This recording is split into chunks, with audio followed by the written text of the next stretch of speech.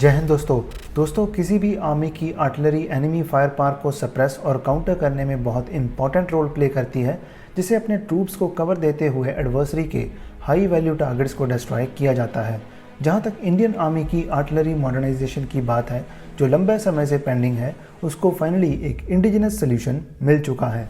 Indian prime minister की अध्यक्षता वाली कैबिनेट कमेटी ऑन सिक्योरिटी द्वारा आर्मी के लिए रिसेंटली एडवांस टोर्ड आर्टिलरी गन सिस्टम्स यानी ATAGS की एक्विजिशन अप्रूवल दी गई है, जिसकी एस्टिमेटेड कॉस्ट 7,000 करोड़ है।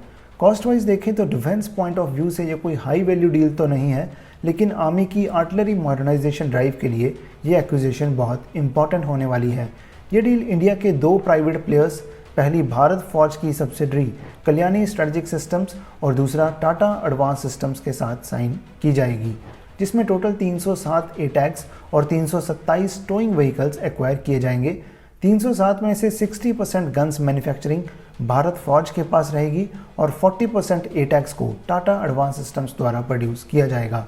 इसमें इंटरेस्टिंग पॉइंट ये है कि क्योंकि ATAGS को इंडियन आर्मी में अभी इंडक्ट भी नहीं किया गया है और इवन फॉर्मल एग्रीमेंट भी अभी पेंडिंग है, दूसरी ओर भारत फौज इसको ऑलरेडी एक्सपोर्ट कर चुका है, जिसमें अर्मीनिया को 2023 में 6 ATAGS डिलीवर किए गए थे, जिसके बाद 84 एडिशनल ATAGS का एग्रीमेंट भी साइन किया जा चुका है।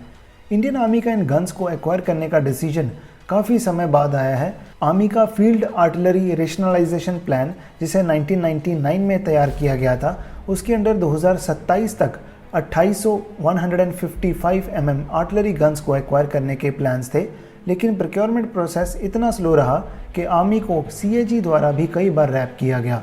2023 की CAG रिपोर्ट में ये कहा गया कि ये प्रोग्राम इतनी स्लो पेस पर है कि अभी तक 2800 में से सिर्फ 8% गन्स ही परचेज की गई हैं।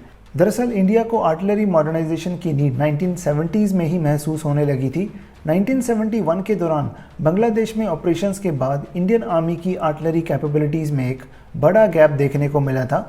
उस टाइम आर्मी की प्राइमरी गन्स मोस्टली 25 पाउंडर थी, जिनकी रेंज 12 किलोमीटर तक ही सीमित थी, जिसके बाद 1972 में armament research and development establishment ने 105 mm इंडियन फील्ड गन की डिज़ाइनिंग पर काम स्टार्ट किया, जिसकी प्रोडक्शन 1978 में शुरू हुई। 1980s में जब स्वीडिश 155 mm बोफोर्स फील्ड हॉविट्ज़र्स की इंडक्शन की गई, तो उस टाइम इंडियन आर्मी की फायर पावर कैपेबिलिटी में एक मेजर बूस्ट देखने को मिला था, पर फिर भी इससे इंडिया की आर्टिलरी मॉडर्नाइजेशन ट्रैक पर नहीं आ पाई।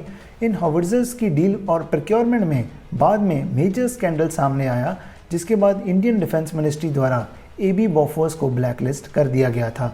इसके बाद 3 दशक तक कोई भी आर्टिलरी गन इंपोर्ट नहीं की गई और इंडियन आर्मी ने अपनी ओल्ड गन्स की मॉडर्नाइजेशन के लिए इजराइल की सोल्टम कंपनी के साथ एग्रीमेंट किया, लेकिन सोल्टम ने इस प्रोसेस को बीच में ही छोड़ दिया, जिसके बाद इंडियन ऑर्डिनेंस फैक्ट्री बोर्ड द्वारा गन्स की रिफर्बिशमेंट की गई।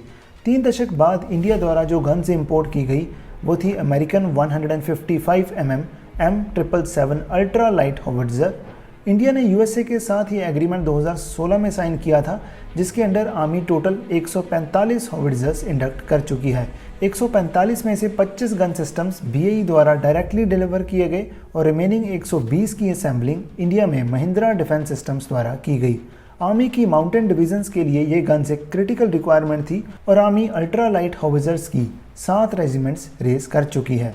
बात करते हैं इंडियन आर्मी की मेन आर्टिलरी की, जिसमें सबसे पहले है 155 mm 45 कैलिबर धनुष गन सिस्टम। ये indigenous gun system advanced weapons and equipments India limited द्वारा मैन्युफैक्चर किया गया है, जो कि बोफोर्स गन सिस्टम का ही एक इलेक्ट्रॉनिक अपग्रेड है। अब तक 114 धनुष का ऑर्डर दिया जा चुका है और इनकी इंडक्शन अभी प्रोसेस में है। इसके बाद है M46 टोर्ड गन सिस्टम। ये Russian origin 130 mm calibre guns हैं और कुछ सिस्टम्स को 155 mm कैलिबर में 2 डिफरेंट प्रोजेक्ट्स के अंडर अपग्रेड किया गया है।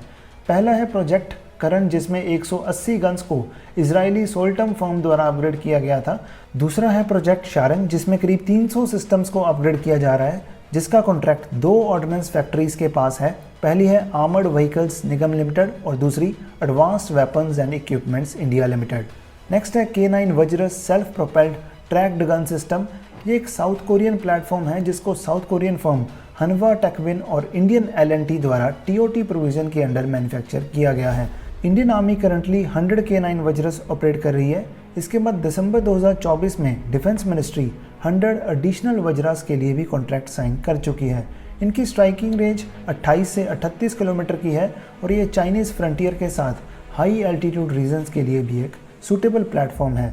लास्ट है 155 mm 52 कैलिबर टोर गन सिस्टम, जिनका प्रोक्योरमेंट प्रोसेस अभी जारी है।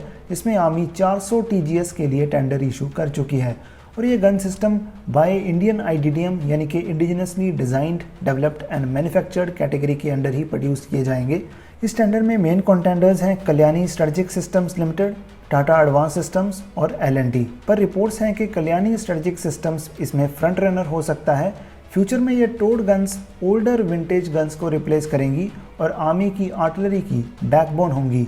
करंटली अभी आर्मी ने इसके रिगार्डिंग रिक्वेस्ट फॉर प्रपोजल यानी कि RFI इशू नहीं की है, जिसके बाद ही फिर कंटेंडर शॉर्टलिस्टिंग शुरू होगी। सो अगेन ATAGS की बात करें तो ये एक बहुत ही क्रूशल डेवलपमेंट है जो इंडिया की आर्टिलरी मैन्युफैक्चरिंग में सेल्फ सफिशिएंसी को हाईलाइट करती है। कल्याणी स्ट्रेटेजिक सिस्टम्स के अकॉर्डिंग ATAGS में करंटली 60% इंडिजिनस कंटेंट है, जो इस सिस्टम की कॉम्प्लेक्सिटी को देखते हुए एक कमेंडेबल फिगर है। बट जैसे जैसे इनकी प्रोडक्शन आगे मूव होगी तो इंडिजिनस कंटेंट को 80% तक इंक्रीज करने का टारगेट है। सो फ्यूचर में इंडियन प्राइवेट प्लेयर्स न सिर्फ इंडियन आर्मी की आर्टिलरी नीड्स को पूरा करेंगे, बल्कि इसके साथ एक्सपोर्ट प्रॉस्पेक्ट्स भी राइज होंगे।